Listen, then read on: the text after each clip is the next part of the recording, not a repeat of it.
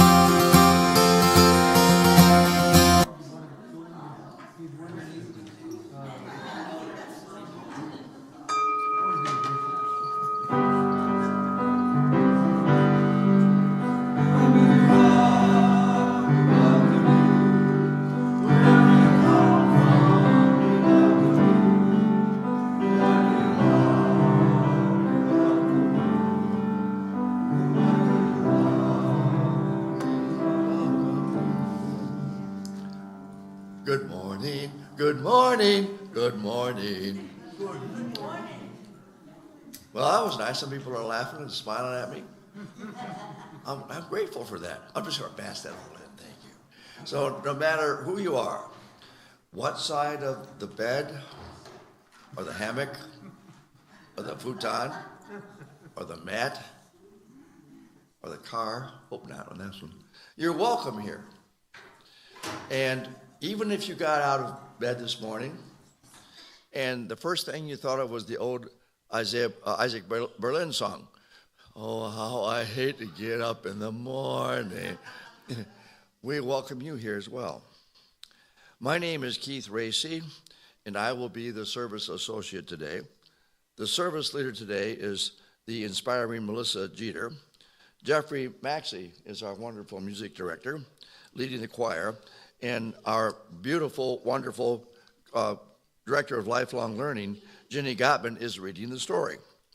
Bringing this service to you live and by YouTube is the UU Tech crew, led today by Andy Gottman as director and Jeff Slauson controlling the cameras and the soundboard. He's back there somewhere. Thanks for not turning me off. We are all called to lead and make Sunday services in this church building something which are inspiring, fulfilling, and renewing. So there are many voluntary leaders, greeters in the lobby, religious educators for activities with children and adults. We like to eat, and fellowship after church. So Carla Logan Mercer leads the kitchen crew for coffee hour. Love is the centering value, the anchor of this church community. Love is the power that holds us together. It's at the center of our shared talents and values. We welcome everyone, as we sang in our opening song. If you are our guest, you may notice in the pew rack in front of you a yellow card that helps us to know that we have new seekers here, so please fill that out and join us at coffee hour. We welcome you who are joining us on our Toledo Unitarian YouTube channel. Let us all create this as a time to serve our spirit so we might be able to live out our values. Now our soloist, Nessa Morningstar, will sing Imagine by John Lennon.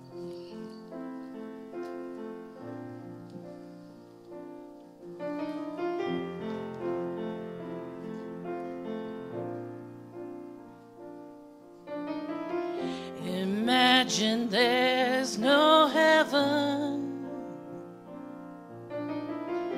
It's easy if you try. No hell below us, above us only sky. Imagine all the people living for today. Imagine there's no countries. It isn't hard to do. Nothing to kill or die for, and no religion too. Imagine all the people living life in pain. You may say I'm a dreamer, but I'm not the only one. I hope someday you'll join us, and the world will be as one. Imagine no possessions, I wonder if you can. No need for greed or hunger, a brotherhood of man. Imagine all the people sharing all the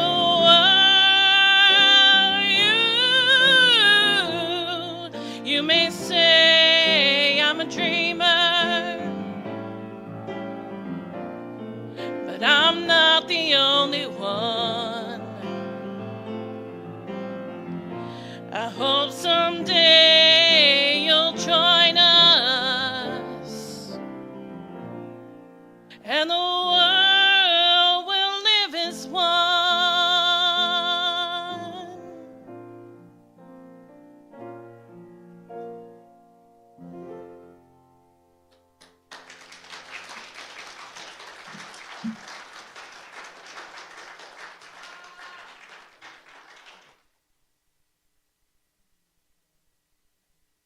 Beautiful, amazing. Now is the time for our chalice lighting. My name is Melissa Jeter, as Keith said, and I will be leading the service today. The flame of the chalice that we light in our services symbolizes courage and illumination and honors our search for meaning and truth. Let's all say the words for the chalice lighting together. They're on the screen and in your order of service. Our chalice in the spirit of Unitarian Universalism. We light it centered in love. May it glow with sacredness and shine for each and for all. Now please join me in saying the covenant. Love is the doctrine of this church. The quest for truth is its sacrament, and service is its prayer. This is our great covenant, to dwell together in peace, to seek the truth in love, and to help one another. If you're able to stand, or if you need to sit, whatever you'd like to do, please join us in singing hymn number 128, For All That Is Our Life.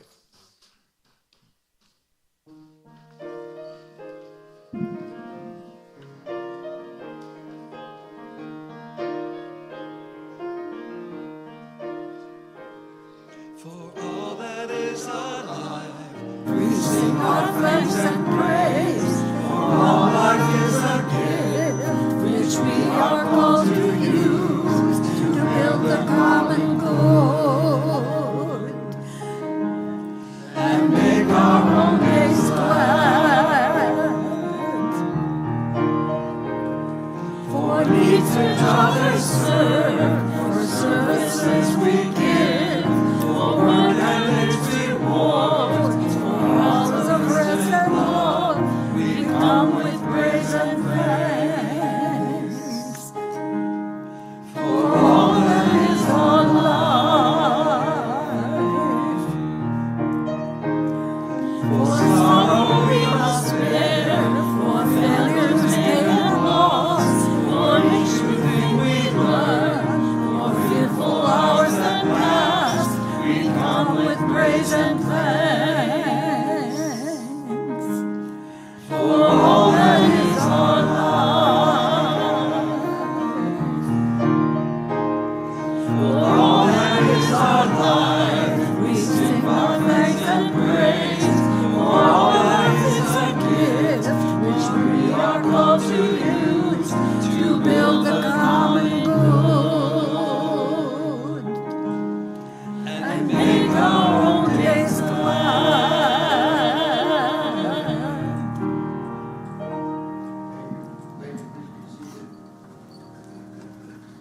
So now we're privileged to have our wonderful Director of Lifelong Learning, Ginny Gottman, bring us part one of a story called Sylvia Mendez. Good morning. I would like to invite all of my younger friends to come forward and hear the story if they would like to. All are welcome. All who want to sit on the floor are welcome.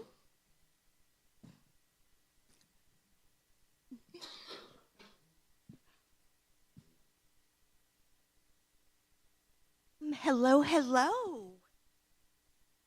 How are you doing? Oh, let's be nice.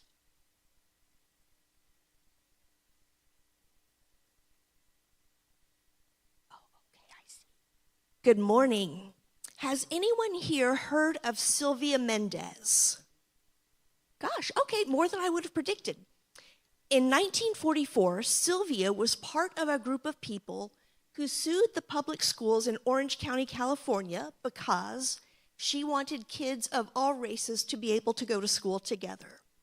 But before we get to that part of the story, we're going to talk about what was going on back then and how Sylvia ended up in Orange County. What was happening in the world in 1944? World War II. The war went on for a couple of years before the United States got involved. Does anybody know why the U.S. got involved in World War II? Pearl Harbor. In 1941, hundreds of Japanese airplanes and ships and submarines bombed a U.S. military base in Hawaii called Naval Station Pearl Harbor. It was a surprise attack, and about 2,400 Americans were killed. The next day, the United States declared war on Japan. 2 months later, in 1942, our president, Franklin Roosevelt, made a law to arrest people who were suspected of being spies or traitors or terrorists who were working for our wartime enemies. Makes sense to say that spies should go to jail, right? But what Roosevelt really wanted was to imprison people of Japanese descent. About 120,000 Japanese Americans were arrested and sent to 10 different concentration camps in the United States. About 2/3 of the people arrested were American citizens, and of the ones who were not citizens, almost all of them had permission to be here. Absolutely none of them was a spy. When these arrests happened, families were separated. They lost their homes, their businesses, their cars, their livestock, almost everything. One of those people who was arrested was a man named Seima Munamitsu. Mr. Munamitsu was not a spy. He was in the U.S. legally. He owned a farm where he grew strawberries and vegetables. His kids went to the public schools. He gave food to people in need. Okay. But after Roosevelt's law, none of that mattered because Seima was Japanese. He was arrested in California and sent to a concentration camp in New Mexico. The rest of his family were also arrested, and they were sent to a different concentration camp in Arizona. One of the family members who was arrested was a grown-up son named Tad. That was just what they called him. That wasn't his real name. Tad was arrested with the rest of his family, but he was allowed to leave the camp in Arizona and go work in Colorado. He was lucky. One of the things that Tad was able to do while he was outside of the prison camp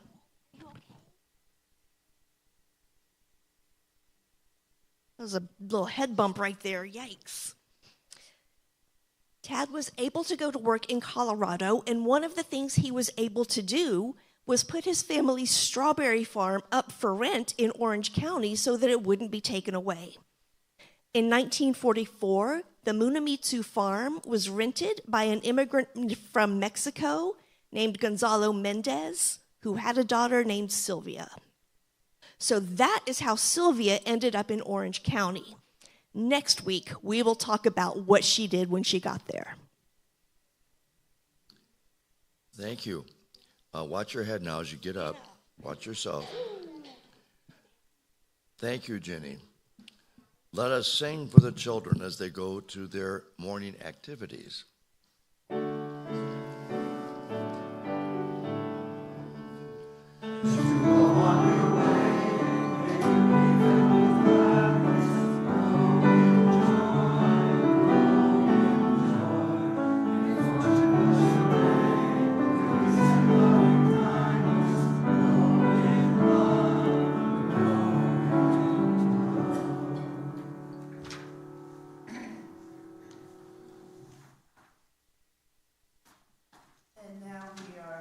part of service where we're going to go beyond ourselves. There are many ongoing events in the world. Some cause joy, sometimes sadness, anger, grief, and moral disgust. These events impact us deeply. And for some of us, there is moral injury. We didn't know that the world could be like this.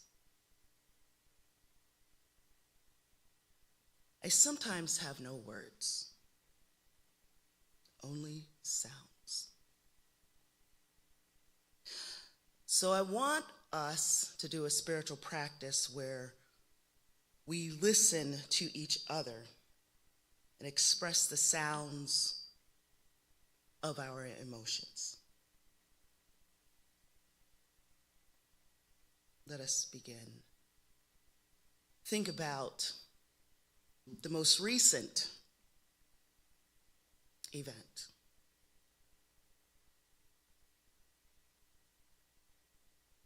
And make the sound of it. Release it here in this place of refuge. Let us hold space for each other with our eyes, with our ears, and our bodies. And if you have joy, please share that too, because we need it. Are you ready? Let's do it all together. Oh. Let's do it again.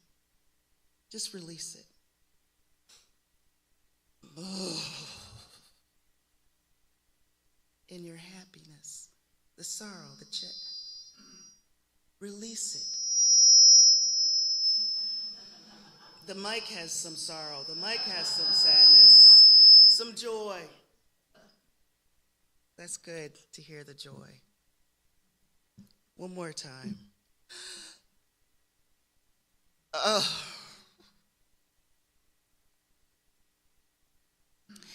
If you need to shake your hands, or roll your head around your shoulders, stomp your feet, do it now. Do it now.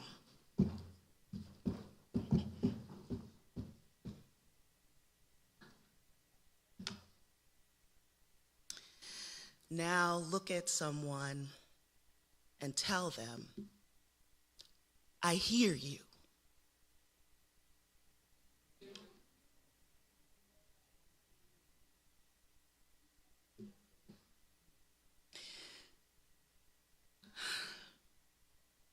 I hear you.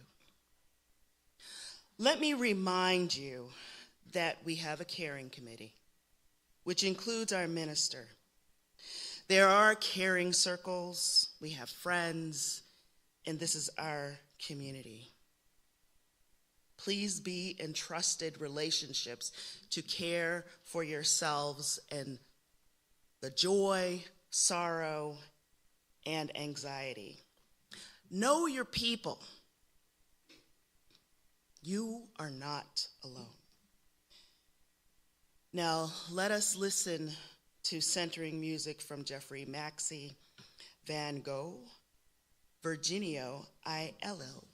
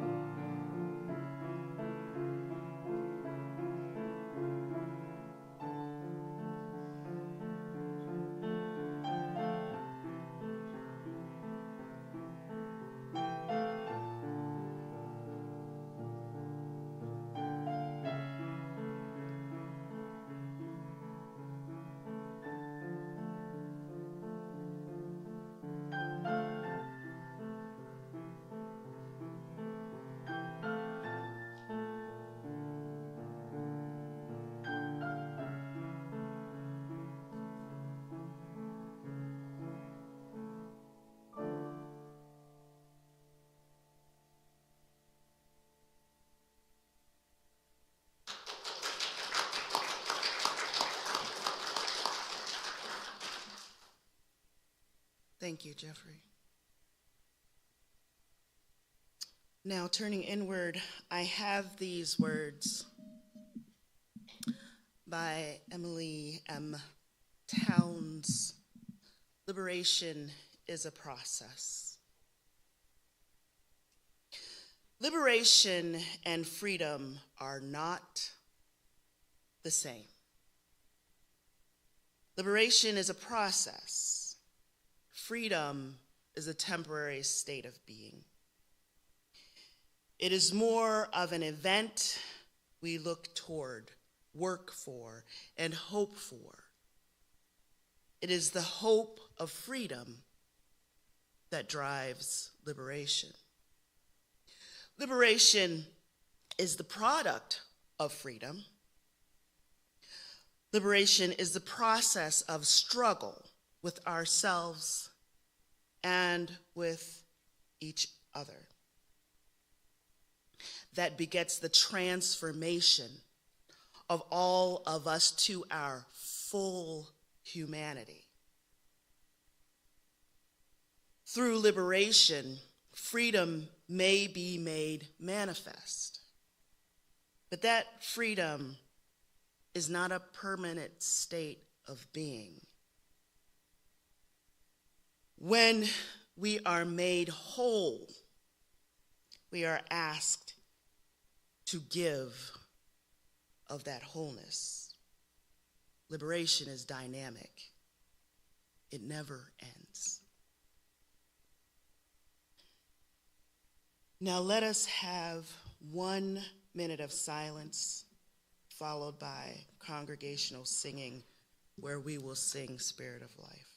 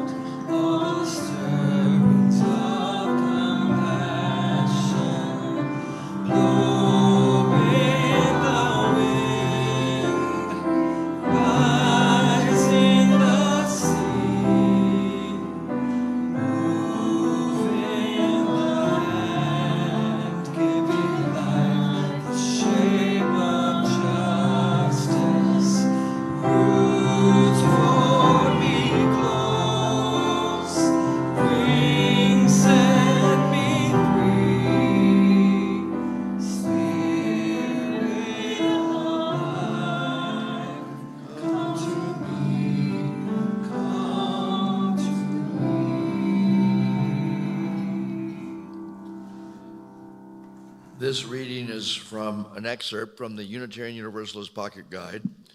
It's by Reverend Dr. Sherry Brudholm, and it's edited by Sophia Betancourt.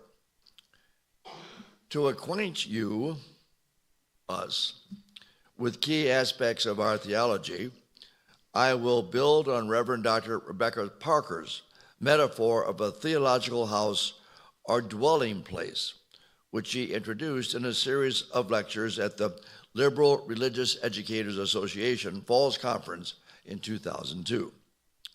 As a metaphor, it had some apt resonances. It is our location amid all the houses of worship in our communities. The dwelling place predates our arrival, but our presence among us may change it. It has been built through centuries and is constantly being redecorated, remodeled, and sometimes reconstructed. There's a common phrase among us, and this is an important phrase in our understanding, that, quote, revelation is not sealed, unquote. In other words, our religion is open to being changed by new insights, knowledge, experiences, and understandings. Our forebears, liberal Christians, both Universalist and Unitarians, incorporated historical biblical criticism, look beyond the Bible to the natural world and human experience and sources of religious truth, folded in the discoveries of science, and continued to evolve an ever-widening circle of voices and perspectives, sharing knowledge and insight about what it means to be human and live sustainably with compassion and justice on this planet.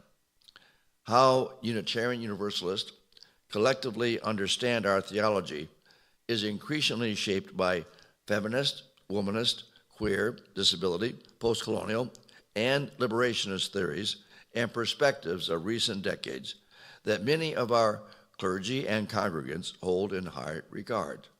So whether you imagine this dwelling place as a house, an apartment, a camper, or a tent, know that it is not static. It has and will continue to change.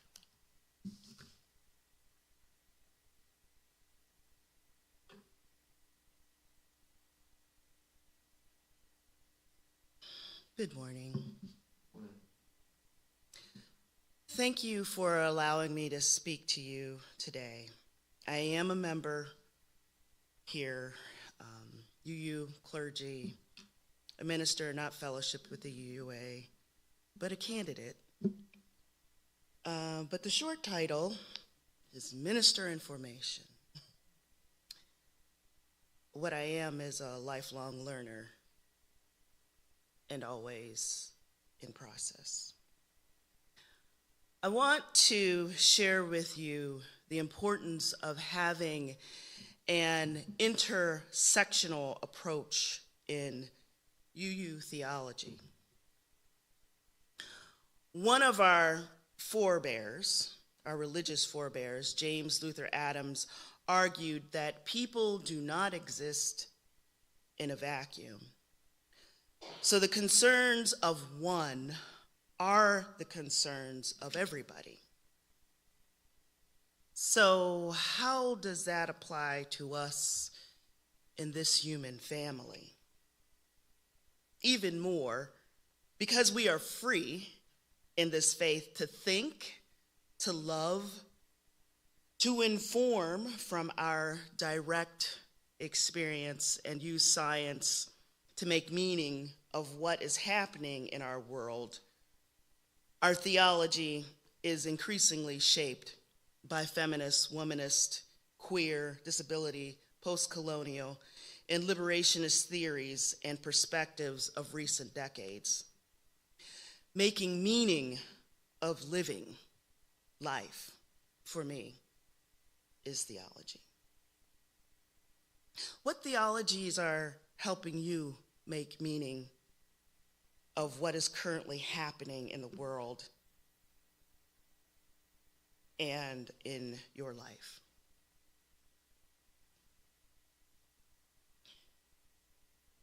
Intersectionality is woven into UU theology, into the theology that helps me make meaning in the world. So first I want to tell you the why of intersectionality, giving you some definitions of it. Then I want to tell you a historical narrative and quotes of and from the direct experiences of Black women, because it is the end of Black History Month and a few days before International Women's Day and March is Women's History Month, and sometimes the women are left out of Black history, and Black women are left behind the curtain at the women's movement. Then I'll sum up. What do you think? All right. Why intersectionality? My understanding of intersectionality is intimate and reflective of historical, literary, and ethical frameworks which comprise a paradigm or theology called womanism. Womanism is an intellectual way of making meaning in a world where systems of oppression overlap. It was derived from Black scholarly women who felt left out of mainstream feminism due to racism, as well as Black liberation due to being female and feminine. But I know, and some of you know, that some of us are brave. Though this way of making meaning is nearly in its fourth wave, so yes, some people may have missed some of those waves. I have downplayed it because in past relationships, I experienced my real life narratives being invalidated. Some laughed, dismissed my ideas, or even worse, attacked not only my ideas, but me. In turn, I also stopped speaking about how I saw that overlapping systems of injustice required people to address all oppression simultaneously. So pictures are coming up.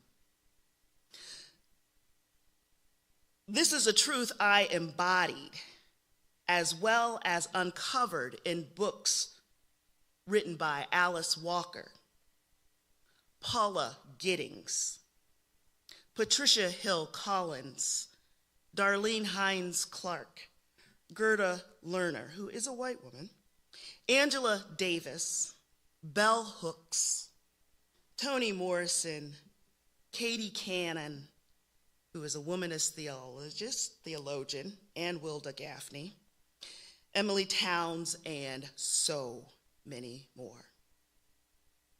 There are many, many Black women scholars in womanist theology and womanism and Black feminism and hood feminism. I mean, it's wide open. So instead, I just went about my life choosing pragmatically to do justice. So there should be another one to come up, yes. I tried to use a relationship building model of civil rights organizer Ella Baker.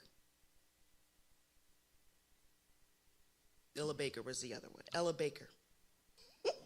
Just scrolling through, all right? Yeah, there we go. Okay?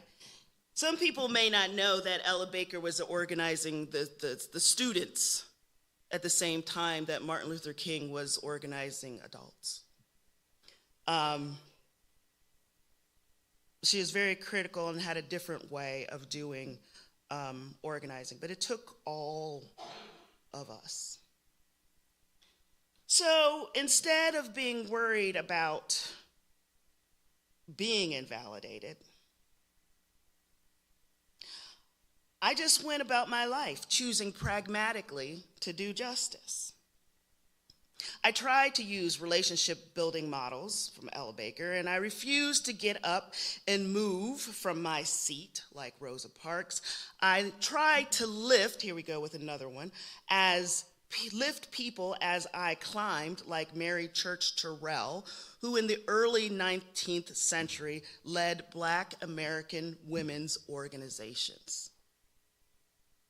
Now, I want to write like Ida B. Wells and speak like Sojourner Truth Ain't I a woman?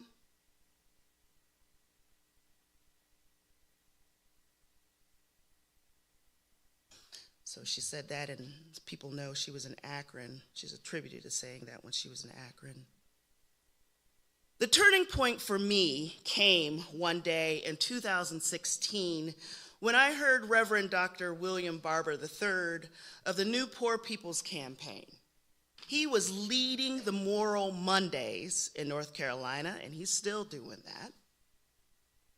I started to follow him. He was speaking at a UU church in Cleveland.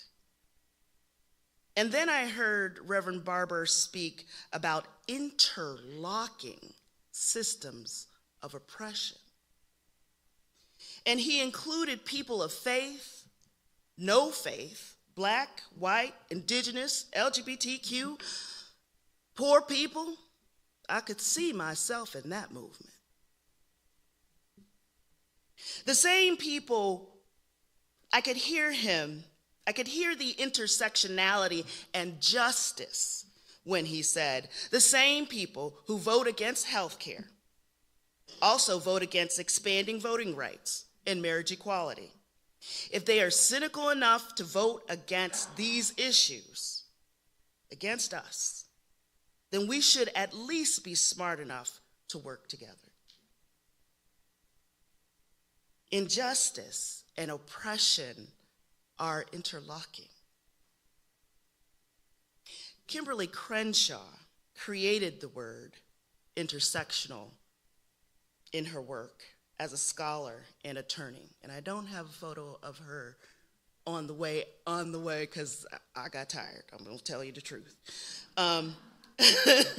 Crenshaw uncovered that anti-discrimination law, specifically addressing employment, had a singular focus.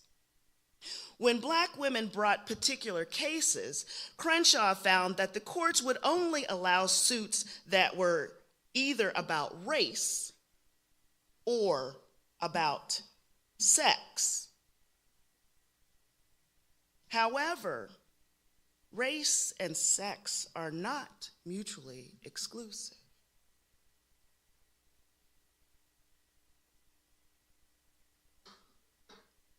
And if this is the case, what else is not mutually exclusive? Who else is affected by a singular focus? For UU theology, intersectionality opens our awareness to seeing that none of us are free if one of us is chained.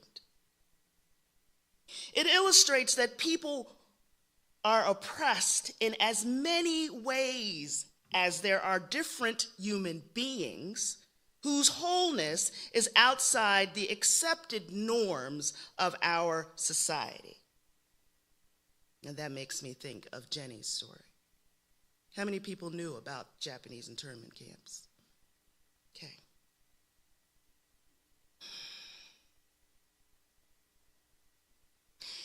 In other words, we may have a tendency to project our ideas of what is normal onto people and to treat them as we see them. We tend to see people as we are when we are not being aware and intentional. We're getting up to that platinum rule. Unfortunately, sometimes our previous experiences or lack of experiences or stereotypes of one kind of person affects the relationships we make with individuals of similar groups. Take a moment right here to breathe and listen to what information you are getting from your emotions. Do you remember the platinum rule? Or what the platinum rule is? It's one step beyond that golden rule. It takes time, though. It takes time to get to know people, and it takes trust. We mean well, and yet we are imperfect human beings. When we are inundated with information, and we really are now, with no time to fact check all the things that are going past. I'm a librarian and I post some stuff that's not right. I have to go back and delete it. When we are inundated with information and addressing issues in our daily lives, which may intersect with the larger issues of war and immigration. For some of us, and whatever else, getting older, for some of us, we are doing the best we can alone. We could do more together. Fight for each other. What if we entered mutual collective relationships with each other? Let me check in on you again before I move on. How many of you have joined a chalice circle or plan to? Oh. So there's room for more growth. It's a great opportunity to be a witness to each other and to care for each other, to welcome people into this community. It's an opportunity to tell stories and listen to stories and perhaps even feel with empathy each other so we can know and build trust. How can we know our people if we don't know our people? It's hard.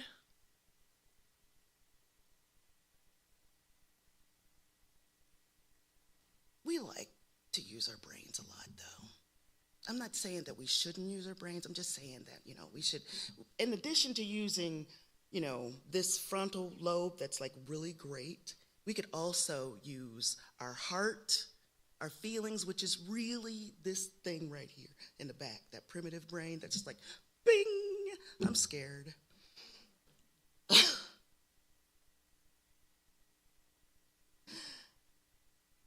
So it's a great opportunity to do that. And there's an opportunity to read some books by authors who may open us up to something interesting. So let me suggest a story. And some of you may know some of the titles I have already mentioned in the process of speaking this morning. If you have not read it, I dare to recommend Beloved by Toni Morrison. Now, the caveat that I have for you is consider yourself an outsider, because Toni is not writing for you.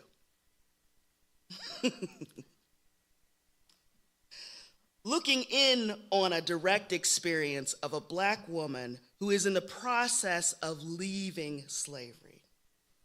The book itself is fiction, but it is based on the true story of, picture, Margaret Garner.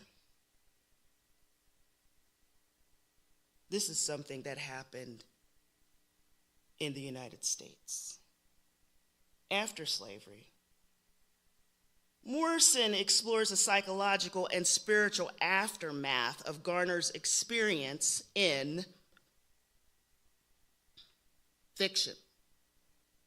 Though no longer enslaved, Garner killed her children when she came upon men who she feared would re-enslave her and her children. She killed them because she loved them. She was not going back, nor were her children. Who was there to care for her post-enslavement? Psychologists, any therapists. There's the Freedmen's Bureau, I suppose we could do that. Who's going to be there for those children down the line, those children who've been in the camps, who's going to be there for the people who are in the detention centers? Who's going to be there? Morrison astutely describes that the people who hold power over others lack freedom and liberation because they must contemplate the ways to hold on to power, to dominate and control. Thinking intersectionality, and I think I already mentioned what it makes me think of, and I'm does the story of Garner and her children remind you of any recent events? You see, the things that we experience sometimes when we listen with our whole body lodge in our bodies.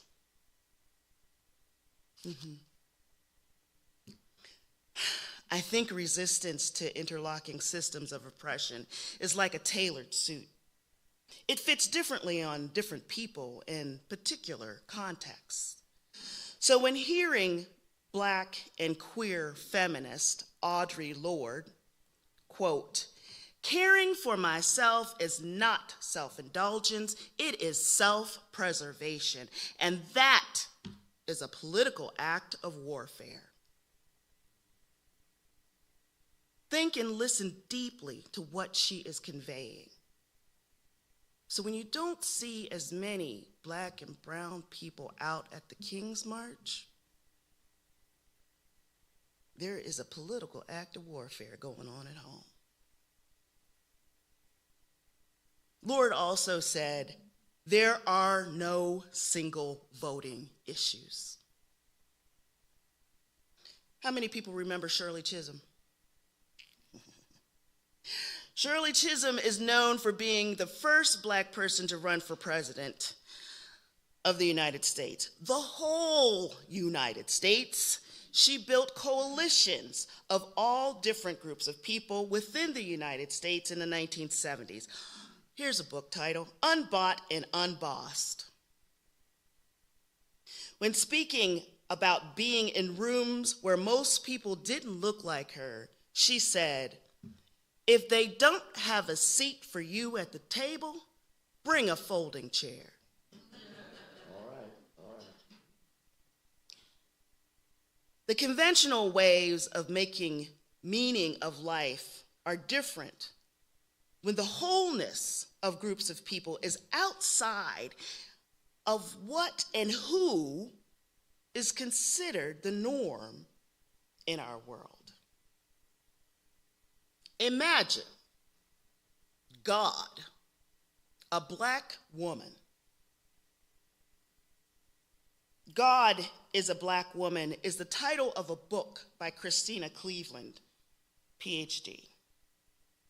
She talks about her direct experience in her family with a kind of Christianity that was hurtful. However, she takes the reader on a journey toward her self-empowerment and agency through traveling France to find Black Madonnas. Sometimes our initial relationships with our families of origin affect how we see ourselves and how, or if, we see any form or force of an ultimate reality, or call it God. From reading Cleveland's book, I can see that she found no solace in a religion that restricted, abused, and constrained all aspects of her body in the name of a God that did not look like her. Because this is another book title, just so you got this. Because all the men are Black and the women are white, another book title. Where and when do I enter? And that's the case for a lot of people. But claiming God as a Black woman, a woman who created divine life, who had agency, was freeing, but that freedom is temporary, right? Going for liberation. We can live, when we can live our authentic wholeness, it is freeing. It is freeing, and it points towards liberation and maybe even love.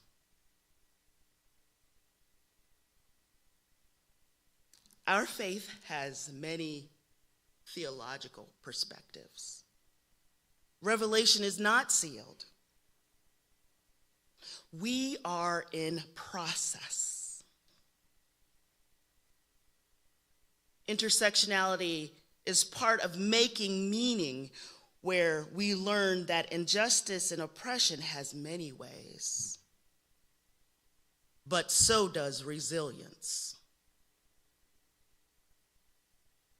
All of us need all of us to live lives that are fair and just.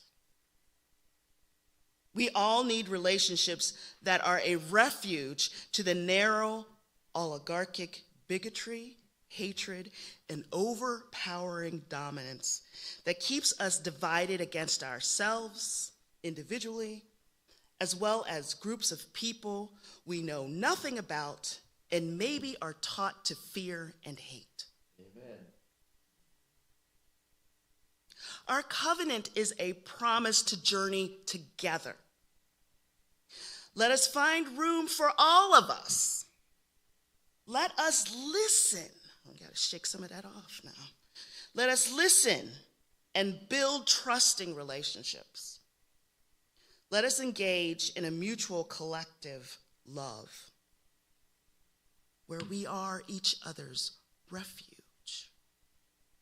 So be it.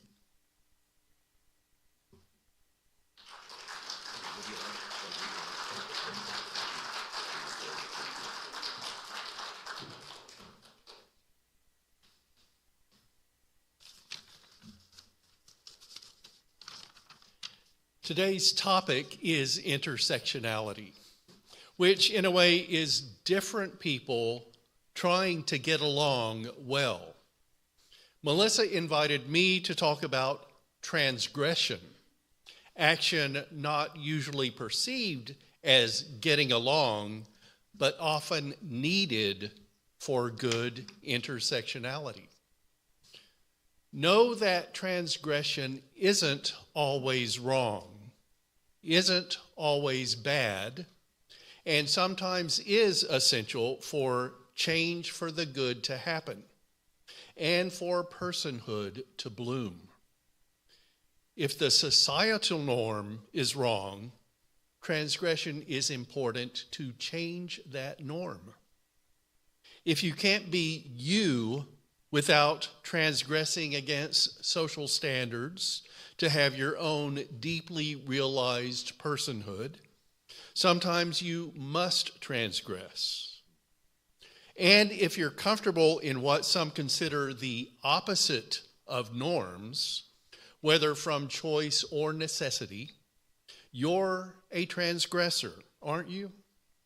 A man as caregiving parent, a woman in a position of power outside the house, a person living as much as they can without boundaries and binary of gender. In Christian history, Unitarians were transgressors for not being Trinitarian. Universalists were transgressors for holding that a loving God would not condemn a soul to punishment. More recently, we Unitarian Universalists are considered transgressors by some because of our values centered in love and including pluralism, that people not like us are welcome, and equity, so the circle of us is open. We Unitarian Universalists welcome transgressors, knowing that we ourselves have our continuing times of transgression too. Good and bad transgression, if we're realistic. We all transgress in some ways, even a person perceived as the most conformed individual ever known. We don't see all transgression as a type of sin. Many of us say sin is too condemning when some wrongs can be righted, other wrongs become right without change, and there remain wrongs that never become right, such as killing for personal advantage in violation of morality. And our ethics can reveal those limits and have room for transgression. Transgressing against a system can be important. Think of civil rights and the transgressive resistance needed to assert that Black lives matter. Think of civil rights and the transgressive presence of people loving people of the same gender, of a person's sexuality and gender not being the same as society so long prescribed. Think of gender and realizing that there aren't clear separations of identity, and it's been transgressive just to say gender is a spectrum. Think of civil rights and the ability to assert your own personhood without having to fit inside imaginary lines that limit. When you think of social and racial justice, transgression has been a way to assert rights and identity. Transgressing against the system, including against government and against other people. Transgressing for change, for comfort, for behavior no longer to be thought of as transgressive, but part of good human living. As Melissa said, we are in process, and revelation is not sealed. We Unitarian Universalists are open to change, and we work for change. Part of change sometimes is transgression. And when needed, we're transgressors denominationally, congregationally, individually. Bless you, bless all, with our transgressions.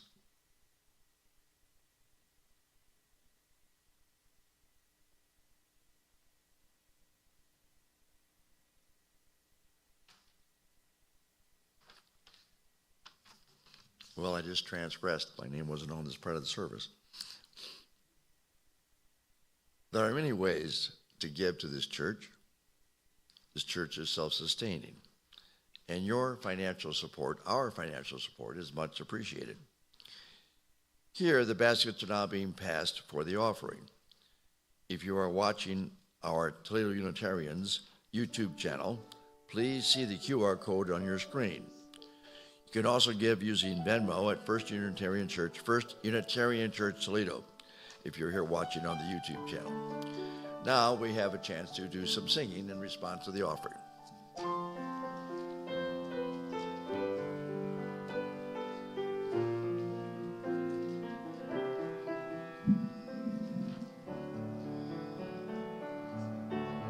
As we offer these gifts and lift up our spirits with the care of our hearts and the work of our hands, lead us to greater service and love. Offer these gifts and lift up our spirits with the care of our hearts and the work of our hands. Lead us to greater service and love.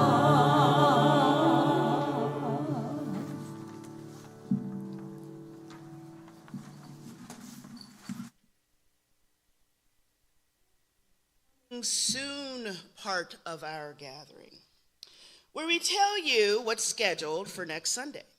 we give you some announcements, and we also let you know what's up for right after we leave the sanctuary. Next Sunday, join us for Spiritual Forum in Fellowship Hall at 9:45 a.m. when Phil Teitelbaum begins a 3-week series on the historical Jesus. This will continue March 8th and 15th.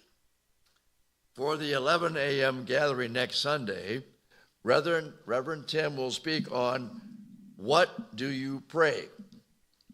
You might think this be church, that it's P-R-A-Y, but it's P-R-E-Y, and tied to the beginning of our annual stewardship drive. This year's theme is All Owl Things Considered.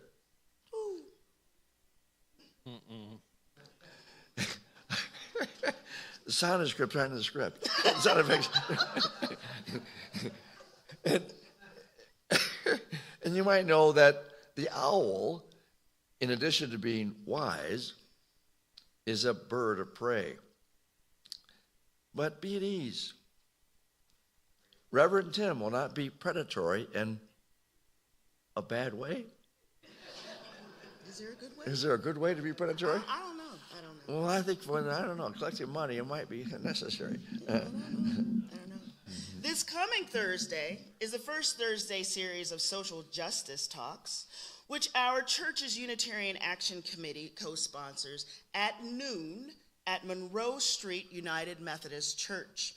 John Krokmalny will speak on investigating reality, discovering truth in media. Admission is $15 with lunch or $5 if you wish to bring your own lunch. I've been to those, and the lunch is fantastic, $15. So I recommend it to you. And maybe the subject is interesting as well. and this coming Friday is the Toledo Unitarians' First Friday Book Club, which will be at 2 p.m. at Ginny Washing's house.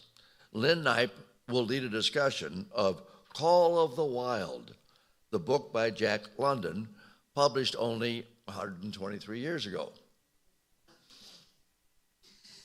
At the first of the month, we want to remind you about an event at the end of the month. From 2 to 4 p.m. on Saturday, March 28th at Promenade Park, there will be another No Thrones, No Crowns, No Kings demonstration. This resistance to the ways of the current federal administration is a way to show us living our Unitarian Universalist values. First Unitarian Church of Toledo is a co-sponsor along with 3 other organizations at this point, including Toledo Persists. Many of us will be at Promenade Park on the 28th, and some of us will be at home conducting a political act of warfare. Thank you. Mm-hmm. Well, I will be there on the 28th. The final coming soon entry for me is to invite us to join together in the fellowship hall after today's service for coffee, conversation, social time, and a mini party for the people participating in the Mystery Friends correspondence to reveal who was friends with whom. Let us join together in the platinum version of the Golden Rule. Do unto others as they would like done unto them. And for the benediction, as you go, breathe. We got a lot of work to do. It's a long time. It's a long journey. Listen with your whole body. Use the platinum rule. Open to an awareness of intersectionality, but attuned to wholeness. Then be a refuge pointed toward love. And we will have our closing song. And yes, you must sing with me.